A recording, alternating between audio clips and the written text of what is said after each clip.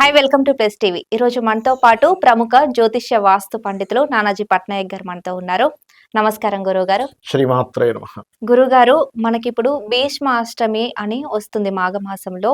ఈ భీష్మాష్టమి యొక్క గొప్పతనం ఏంటి? ఆ రోజు ఏం చేయాలి? ఒకటేనమ్మా. ఫస్ట్ ఆఫ్ ఆల్ ఏంటంటే భీష్మాష్టమి రోజు ఎలా అయితే ఏవైతే కామన్గా చేసుకునే పూజాది కార్యక్రమాలు ఉంటాయో భీష్ముడికి సంబంధించినవి చేస్తుంటాం. కానీ ఇక్కడ మనం ఎప్పుడూ కూడా తెలుసుకోవాల్సింది కృష్ణాష్టమి, భీష్మాష్టమి ఇట్లా ఎవరెవరి గురించి అయితే వస్తాయో అసలు వాళ్ళ గురించి తెలుసుకోవాలి. ఇప్పుడు కూడా భీష్ముడు ఎంత గొప్పవాడు, తండ్రి కోసం ఎలాంటి త్యాగాన్ని చేశాడు. అతనికి మహాభారత యుద్ధంలో కృష్ణుడు 2 సార్లు హెచ్చరిస్తాడు. హెచ్చరించినప్పుడు అరే కరెక్టే కదా, నేను అధర్మం వైపు ఉండి నేను పోరాడుతున్నాను కదా అని చెప్పని తను ఎలా అయితే మరణిస్తాడో పాండవులకు చెప్తాడు సీక్రెట్. శిఖండిని కనుక ఎదురుగా తీసుకొచ్చి పెట్టినట్లయితే నేను నీకు యుద్ధం చేయను, అస్త్రాన్ని నేను బాణం ఎత్తను అని. అంటే ఇక్కడ దాని అర్థం ఏమిటి? భీష్ముడు స్వచ్ఛంద మరణం చెందినవాడు, అంటే పొందినవాడు. ఆయన అంటే వాళ్ళ తండ్రి నుంచి పొందుతాడు ఆ వరాన్ని. అంటే అతను ఎప్పుడు మరణించాలనుకుంటే అప్పుడు మరణించగలడు, ఇప్పుడు వరకు ఉండాలనుకుంటే ఇప్పుడు వరకు ఉండగలడు ఆయన. అష్టవసువుల్లో ఒకతను భీష్ముడు. ఇక్కడ మనం భీష్ముడి చరిత్ర గురించి తెలుసుకునేటప్పుడు మనం అర్థం చేసుకోవాల్సిన విషయం ఏంటంటే మనుషులకు ఎలా అయితే శాపాలు ఉంటాయో, మనుషులకు ఎలా అయితే ఇబ్బందులు ఉంటాయో దేవతలకు కూడా ఉంటాయి, వసువులకు కూడా ఉంటాయి, గంధర్వులకు కూడా ఉంటాయి. మరి వసువులే కదా వాళ్ళు ఆ గోవును తీసుకురావడం వల్లే కదా ఆ ముని ఆశ్రమం నుంచి తీసుకొచ్చినప్పుడు ఏమైంది, మనుషులుగా పుట్టాలి అని చెప్పి చెప్పించేశాడు. మిగతా 7 ఆ గంగాదేవి గర్భంలో బట్టి ఒక రోజులో వాళ్ళు వరాన్ని పొంది గంగాదేవి నుంచి ఒకటే రోజులో మమ్మల్ని వదిలేయమ్మా అని చెప్పనగా ఒక రోజు అయిపోయింది. కానీ ఇతని మాత్రం కుదరలేదు, ఎందుకంటే తీసుకొచ్చింది ఈయన. అంటే అక్కడ దాని అర్థం ఏమిటి? ఎవరెవరైతే వెళ్ళారో వాళ్ళకే ఉంటుంది ఒక కార్యక్రమం. అదేదైనా చెడు కార్యక్రమం అయినా మంచి కార్యక్రమం అయినా సరే మనం చేసినప్పుడు మిగతా వాళ్ళకు కూడా దాని యొక్క ఫలితం ఉంటుంది. కాబట్టి ఏంటంటే భీష్ముడు యొక్క బ్లెస్సింగ్స్ మనకు లభించాలి అనేటువంటిది అష్టమి రోజు, భీష్మ ఏకాదశి రోజు ఇలాంటివి చేస్తుంటాం కదా. భీష్ముడు బ్లెస్సింగ్స్ మనకు లభించాలంటే మనం ఏం చేయాలంటే విష్ణు సహస్రనామాలు నేర్చుకోవాలి. ఎక్కడి నుంచి వచ్చే విష్ణు సహస్రనామాలు? భీష్ముడే చెప్పాడు, తెలుసు కదా. ఆ యుద్ధరంగంలో ఆయన ఆ యొక్క బాణశయం మీద అలా ఉన్నప్పుడు కృష్ణుడు ఈ వీళ్ళందరినీ తీసుకొని వెళ్ళి ధర్మాల గురించి భీష్ముడి దగ్గర వినండి అని చెప్తాడు. అప్పుడు విష్ణు సహస్రనామాలు చెప్తాడు. ఆయనకి శక్తి ఉండదు, అప్పటికప్పుడు శ్రీకృష్ణ పరమాత్మ అతనికి శక్తి వచ్చేలా చేస్తాడు. అంటే పరమాత్మ కనుక తలుచుకుంటే ఎలాంటి సిచ్యువేషన్ నుంచి ఎలాంటి సిచ్యువేషన్ అయినా సరే తీసుకురాగలడు అనేటువంటి సత్యాన్ని ఒకటి అర్థం చేసుకోగలగాలి. అదే విధంగా భీష్ముడి పట్టుదల అంటాం. అంటే భీష్ముడు భీష్మించుకొని ఉన్నాడు. ఆయన నేను వివాహం చేసుకోనంటే చేసుకోను, ఒక మాట ఇచ్చాను, రాజ్యం ఇవన్నీ కాదు అంటే ఏమిటి? మనం బ్రహ్మచర్యాన్ని పాటించాడు ఆయన భీష్ముడు. అంటే బ్రహ్మచర్యానికి ఉన్నటువంటి బలం ఏమిటి?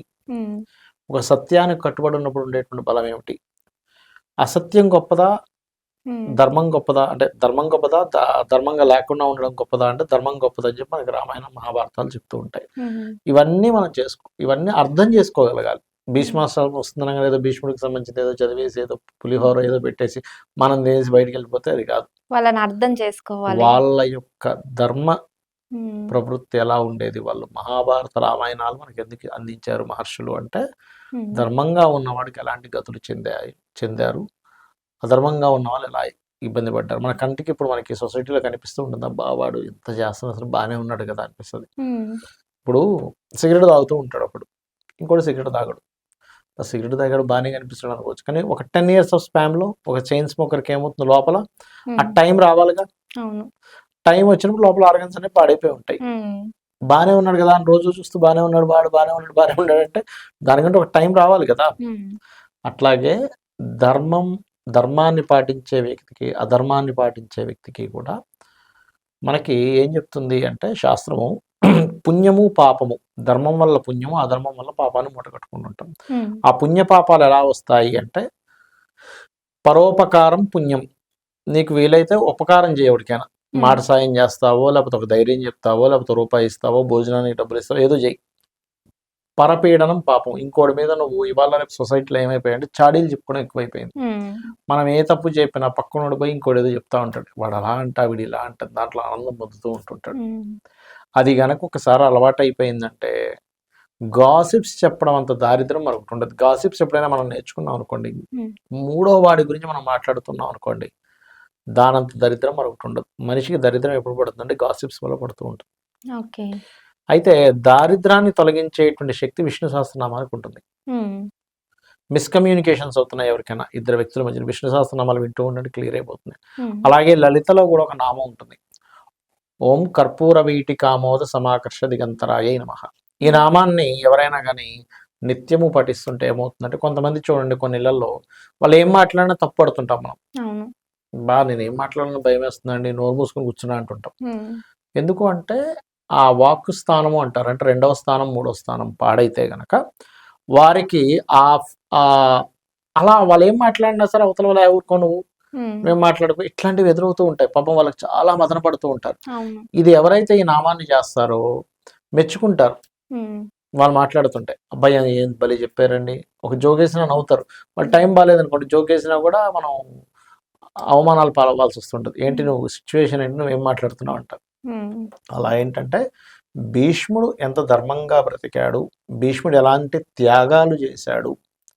ఉమ్, భీష్ముడు చెప్పినటువంటి విష్ణు సహస్రనామాన్ని మనం పఠించినట్లయితే భీష్ముడి యొక్క అనుగ్రహం కలుగుతుంది. భీష్ముడు అంటే ఎవరు? అష్టవసువుల్లో ఒకరు. అవును. వసువు యొక్క అనుగ్రహం కలుగుతుంది. వసువుల యొక్క అనుగ్రహం కలగడం అంటే మామూలు విషయం కాదు. హ్మ్. దేవతల అనుగ్రహం కలిగిన, వసువుల అనుగ్రహం కలిగిన, లేకపోతే ఋషుల యొక్క అనుగ్రహం కలిగిన మన పాపము దగ్ధమవుతుంది.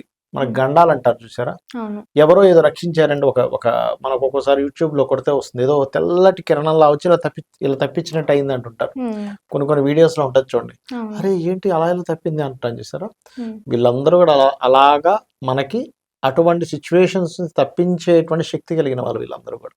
ఓకే. అది కాబట్టి ఇది పాటించాలి. హ్మ్. అంతేగాని ఏదో ఆ రోజు ఏదో దద్దోజనం వండుకొని తినేసాం, భీష్మాష్టమి అనుకుంటే ఏ ఫలితం ఉండదు. ఓకే గురువుగారు. అట్లా.